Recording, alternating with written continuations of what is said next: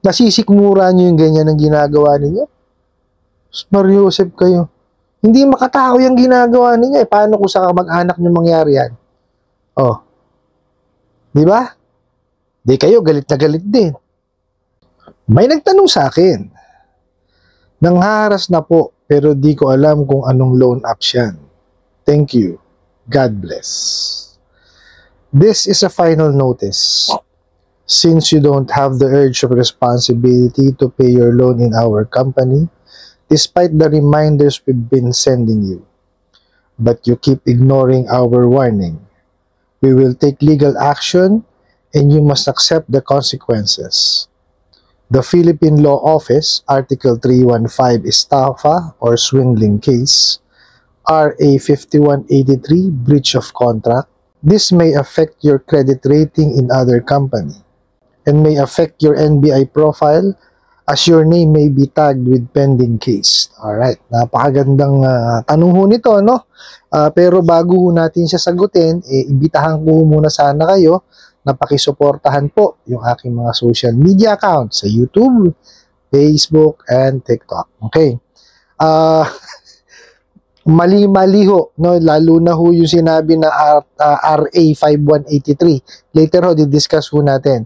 No? Kasi sabi nyo ho dito, nangaharas na, hindi nyo ho alam kung anong loan app. Hindi ho talaga magpapakilala yung mga yan, no?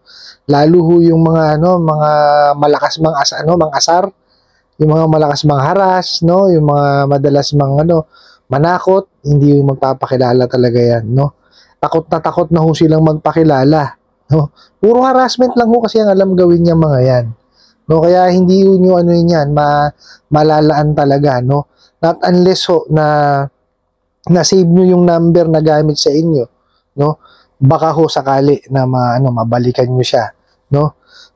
Pero dito ho tayo mag-focus sa pinadala sa inyo final notice na raw po, no? So di ko alam kung nakailang padala na ho sa inyo ng notice to, pero ayon ho dito kasi final notice na daw. Okay, so sabi ho nila wala daw ho kayong urge ng responsibility na bayaran daw ho yung utang nyo sa kanila, no, sa kanilang kumpanya. Di ho sinabi talaga kung anong kumpanya, despite reminders ho, no, na pinapadala daw sa inyo. Anong reminder? Papaalala ko ho sa inyo mga ola, hindi ho reminder ang pinadadala niyo. Puro pananakot ho, no? Iba yung reminder. Yung reminder ho kasi nagpapaalala kayo na yung due date parating na. Papaalala kayo na baka nakalimutan, no, yung kanilang due date at pwede naman sila magbayad ka. Ganun ho ang pagpapaalala. Hindi yung ganito na mga klase ng mensahe nyo na mananakot pa kayo. Naglalagay pa kayo ng mga batas-batas, mali-mali naman. Explain ko ho kung bakit mali, okay?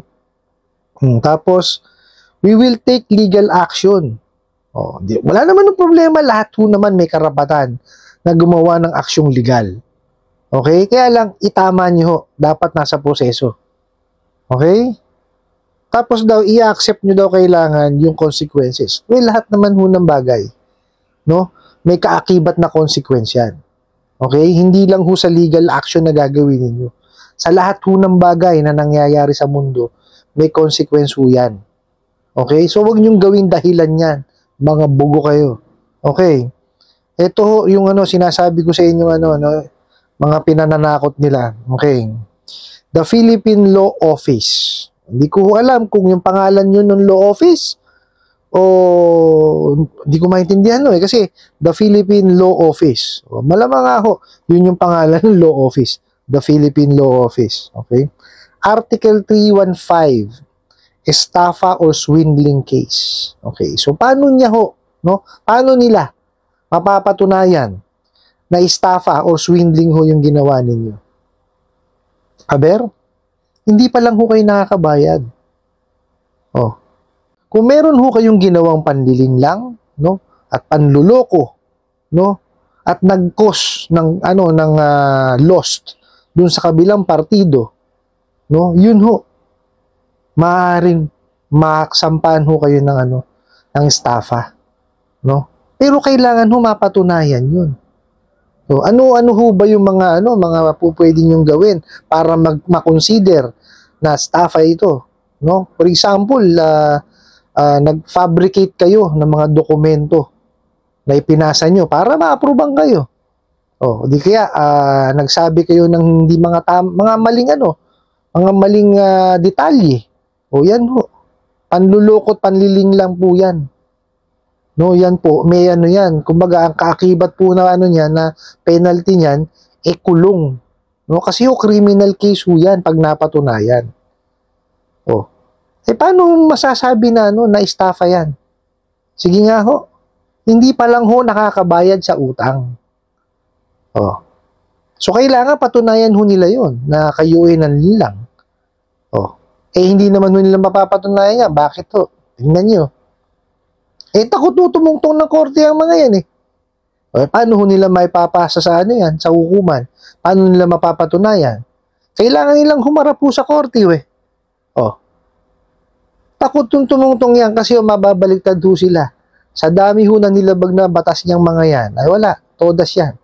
No, lalo na ho pagka nalaman ho ng korte na kataas-taas ho ng kinakargang niyan, interest at lalo na yung processing fee, ay wala na masisingil ho yan sa inyo. Baka sila papagbayarin. Lalo na ho pagka nalaman din yung harassment, wala na. Mababaliktad na talaga sila. Kaya takot na takot ho yung mga yan, humarap sa korte. Mariusip, may paano-ano pa kayo? Estafa, bugok. Oh, ito ho ang nakakatawa. Yung sinasabi ho nilang breach of contract. RA 5183 daw po. Yung breach of contract. Ito ho, basahin ho natin. What is Republic Act number 5183? Okay. Republic Act number 5183 regulates the awarding of contracts in the Philippines, requiring that contracts be awarded to Filipino citizens or corporations with at least 60% Filipino ownership, with penalties including fines, imprisonment, and deportation for violations. Oh, apakalino ho. Asan ang breach of contract doon? Di ba? Nagre-regulate ho siya sa pag-a-award ho ng kontrata. Oh, dapat ho at least daw 60% Filipino. Ito ho yun sa mga NGO, yung mga mga pag-aari ho ng kalahati pag-aari ng gobyerno.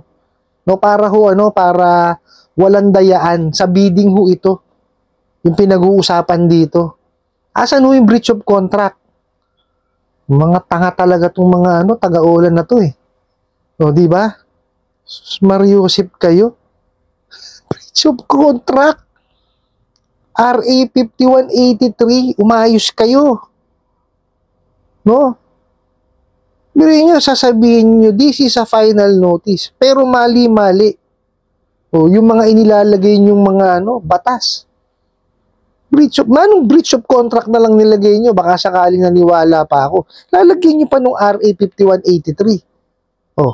Kaya sinasabi ko sa inyo, kada makaka-receive kayo ng mga ganito na mensahe sa mga online lending apps na yan na mapangharas, nyo po, i-google nyo, Nasa Google naman ho lahat ng sagot ngayon Di po ba? May cellphone naman ho tayo. Di po ba? May internet naman ho siguro kayo. Di ba? I-search nyo po. Huwag nyo takutin ang sarili ninyo. Kailangan nga ho nilalakasan nyo loob nyo sa mga damuola na yan. Kasi wala naman hong ibang alam niya mga yan, kundi manakot at mangharas. Kasi ang gusto ho niyan, i-torture yung inyong isipan. Para kayo magkaroon ng anxiety, depression, Yan ho ang gusto niyang mga yan. Kasi nga hindi ho marunong maningil yan. Saan ho kayo nakakita?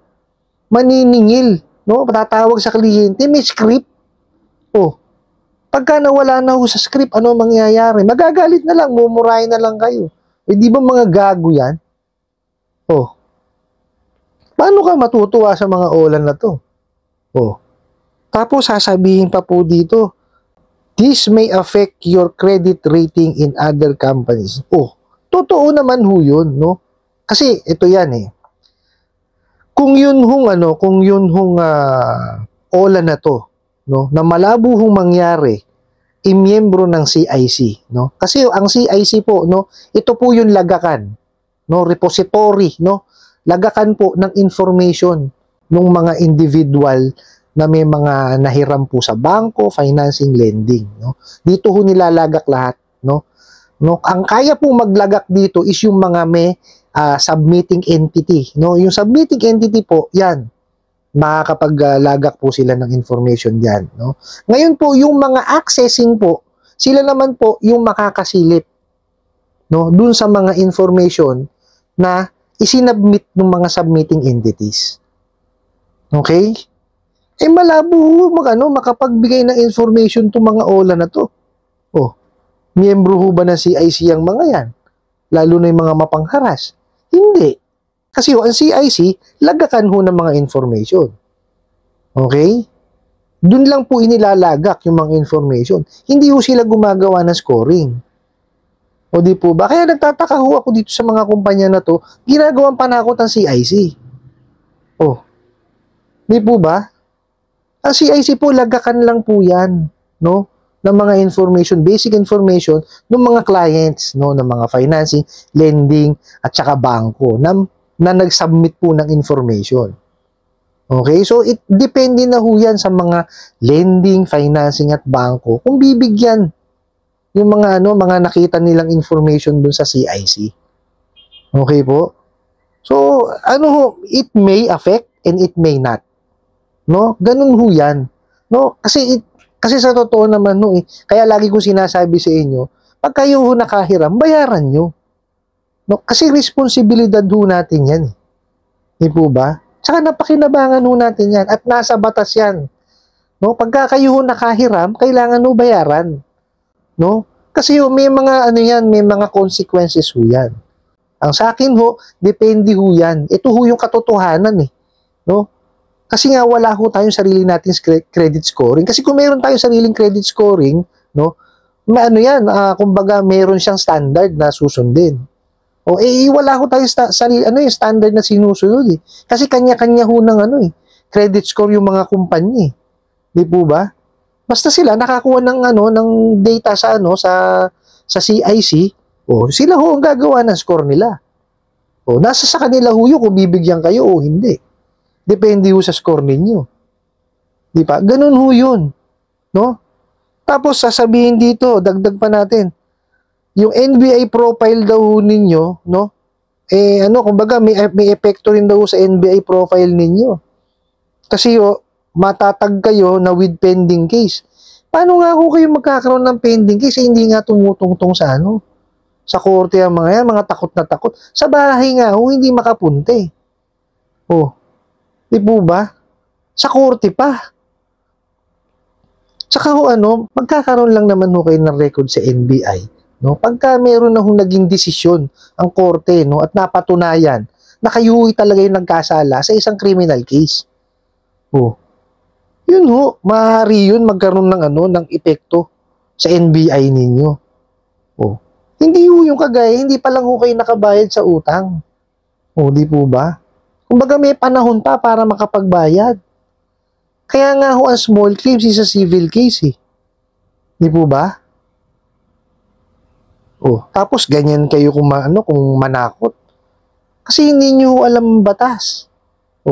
Pag wala na sa script, wala na, galit na kayo. Kasi nga wala kayong mga utak, puro kayo bugok. Alam nyo lang, mangharas, manakot. Di ba? Manong ayusin nyo yung paniningil. Kahit papano, gaganda yung kumpanya ninyo. Di ba kayo concerned? Sa bagay, yung may-ari na nga yata ang nagtuturo sa inyo niyan.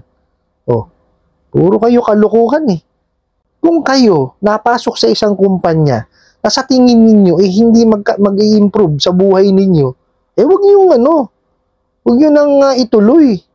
Kayo na mismo ang umalis. Nasisikmura niyo yung ganyan ang ginagawa ninyo. Mario Joseph kayo. Hindi makatao yung ginagawa ninyo Paano kung sa mag-anak niyo mangyari yan? Di ba? Di kayo, galit na galit din. Puro kayo mga bugok. Mario Joseph kayo. Doon sa nagpadala nitong katanungan na to, huwag kayong matakot. No? Sabi ko nga ako sa inyo, i-google nyo eh. Gumawa ho kayo ng sarili ng due diligence. Alamin po ninyo. Ang hindi ho kayo natatakot. Lakasan nyo ho ang loob ninyo. No? Huwag nyo hong hihinaan ng loob, lalo sa mga online lending apps. Yung mga mapangharas na yan, naku, huwag mo yung matatakot niya. Kasi, tingnan nyo nga ho, oh, puro pananakot lang ang alam. Oh, di po ba? Sasabihin, pupunta sa bahay nyo. O, ilang buwan na, hindi pa nagpupunta sa bahay nyo. O, di ba? Puro salita lang yung mga yan. Ng kamote. O, wala ho kasing kaalam-alam sa batas yung mga yan. Nakita nyo nga ho, mali o. Di po ba? O, maniniwala ho ba kayo rito? Pero ang gawin nyo na lang ho, no, pagtuunan nyo ho ng pansin, yung inyong hanap buhay. Ano po, nang makapag-provide kayo sa pamilya ninyo at makapag-ipon ho kayo at the same time.